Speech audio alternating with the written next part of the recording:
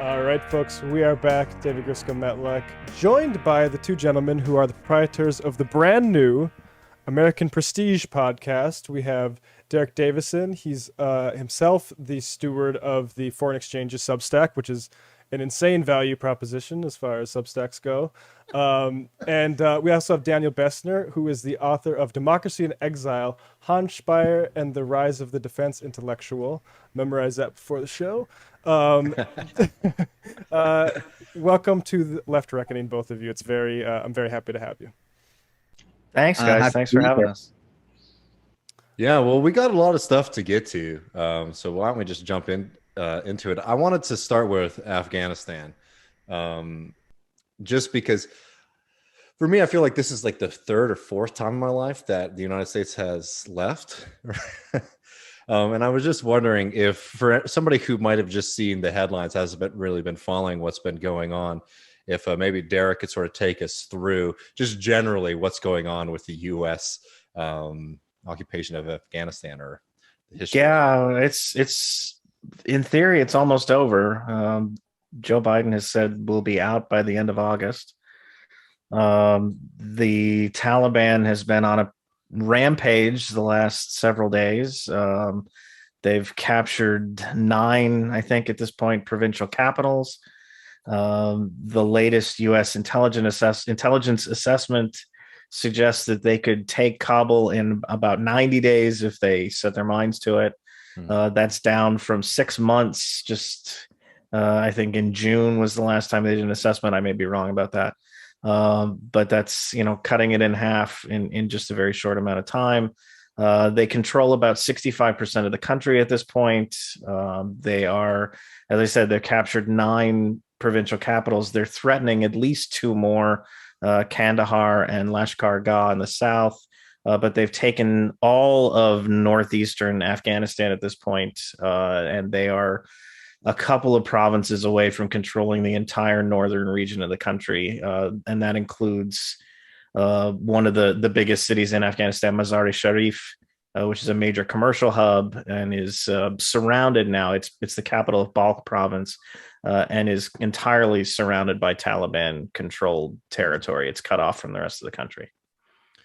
Now, on the first episode of American Prestige, you're talking with Stephen Wertheim, or maybe this was before Stephen got on, but there was you addressed the notion that the military basically botched the pullout to make it as poorly as possible. And like the question to me is like, first of all, what do they think they're proving? But I'm just curious, like, how is that hypothesis played out? And like, I guess, what does it tell us about the military's mindset in these sorts of situations? It's a really good. Yeah, oh, sorry. I want to say that's a hypothesis that's not.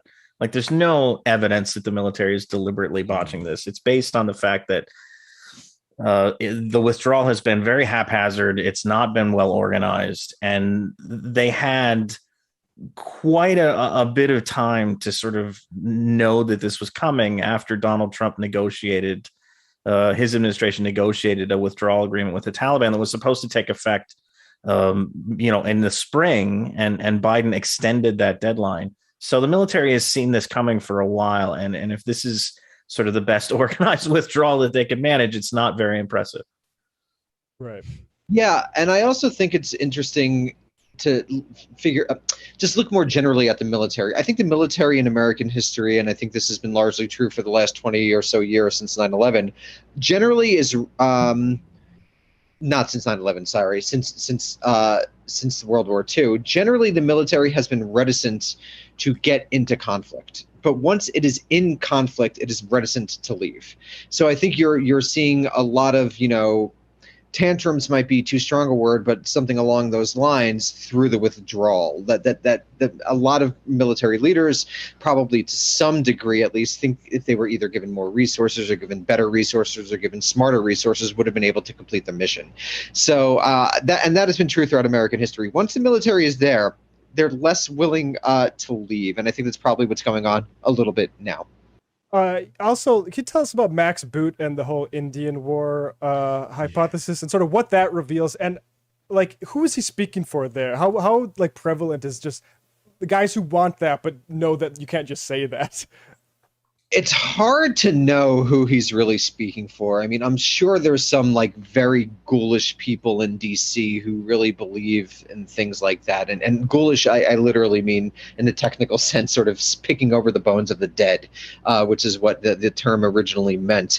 But what he's trying to get at is that it's this sort of Cold War era idea that the conquest of the American continent was a secularizing and democratizing project, and that even though it involved native displacement and native genocide, it was ultimately worth it because you're pushing the history toward progress. And I think that is essentially what he's doing there as well. He's saying that this is a new frontier. It's the United States secularization project in a different scale, just working in Afghanistan. And so just like it took hundreds of years to quote unquote subdue or secularize the Indians again, and that's the language he used the language of Indian war. It's not the language I would use, but that this is something that needs to be done in Afghanistan. And I think that it's also, again, showing these strong currents in American history of like basically taking non-white lives as seriously as one takes white lives. It's just a very, from inherently a racialized project, and that American bombs are much more are much more used on non-white populations than they are on white populations. And I think it's just an extension of that longer racialized logic of genocide and imperialism that has defined the American project from the beginning. Yeah, you make the point that isolationism is really just don't fuck with other European powers, and you keep it in your backyard. Exactly. Well, on that tradition, I don't know if you have it handy, Matt. This Dan Crenshaw bit, I really think does highlight it, because I mean, we're 2 decades in it now, and what has been the results of it? Dan Crenshaw sort of lays out his view. I'd be curious to hear what y'all think. This is for the Young Americans for Liberty. Jesus Christ. Young Americans for Freedom, maybe. I don't know. Whatever. I think Americans are pretty sick of nation building, but the general public can't really distinguish between 200,000 troops and nation building, which does seem like a waste of money to a lot of people and a lot of waste of resources. But they can't distinguish between that and keeping a security presence that prevents another 9/11. People ask all the time, well, what do we get through the last 20 years of war? No more 9/11s. That's what we got. That's a pretty good deal.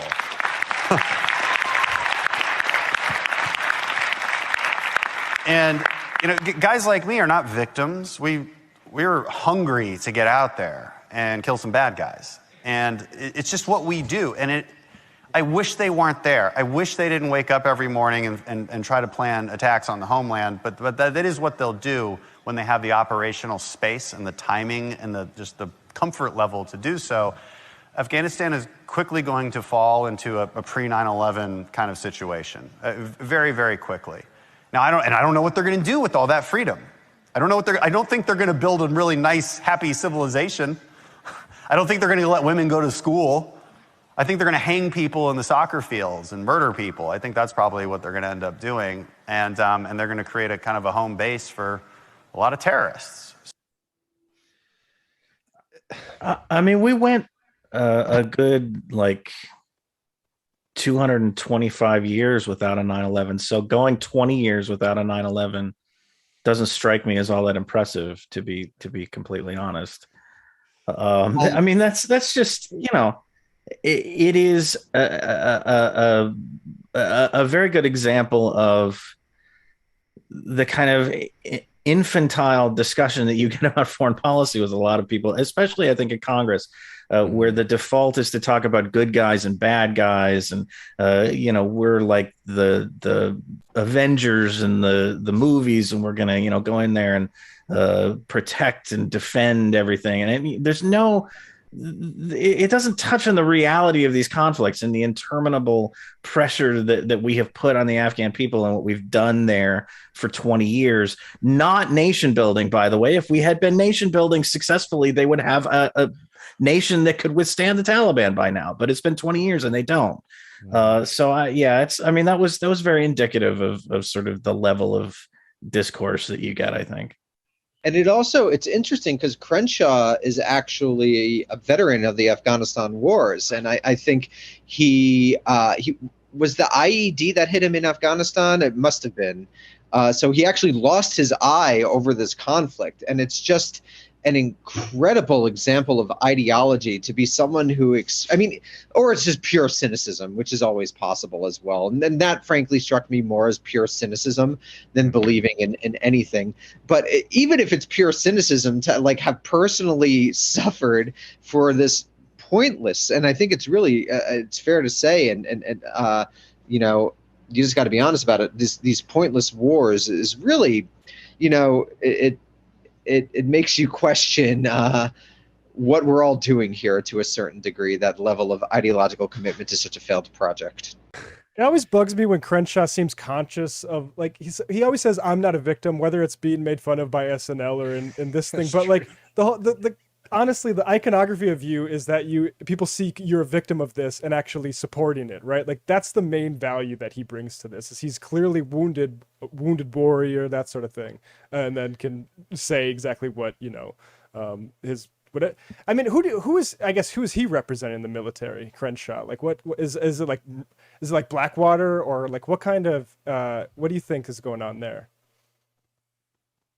I think he thinks he represents the average American idiot, and like literally, because I think he's such a silver spoon boy. I'm sorry, not to cut you off, but he's just like, he's a rich kid through and through. So it's exhausting to hear guys like that go on.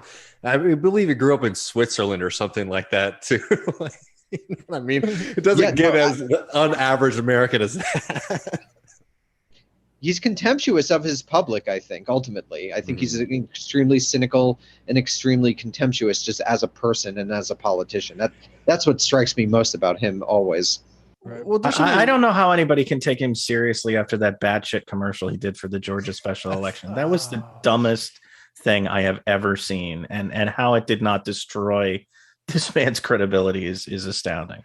You know, and I don't think, like, he's done a couple of commercials like that too. That wasn't, has he really? That wasn't the only one. I have to find it, but he's done some for himself like that as well. Right. And I think that goes right to Danny's point too, that he might just be cynical and he has contempt and he thinks everyone is just an idiot. But I don't know. He might.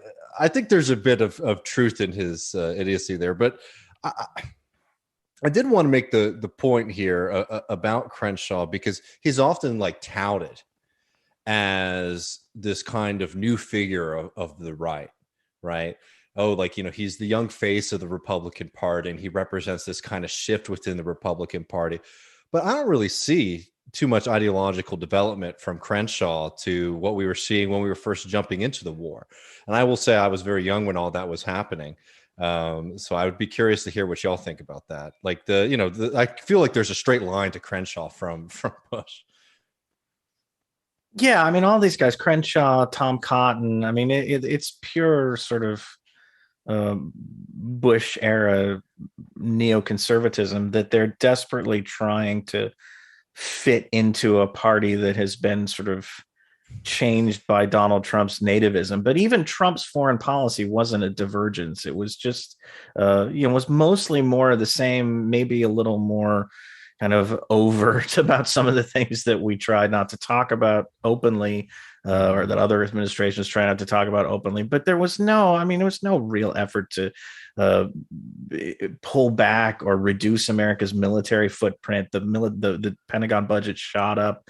We bombed, the same places we were always bombing. And it's a misapprehension, I think, of what Trump was about, and sort of this kind of desire to appeal to his base, which I don't know if they really care that much when we blow up Somalia or Afghanistan. I just don't think it's that big a deal for them, but clearly it's, kind of gripped the neocons.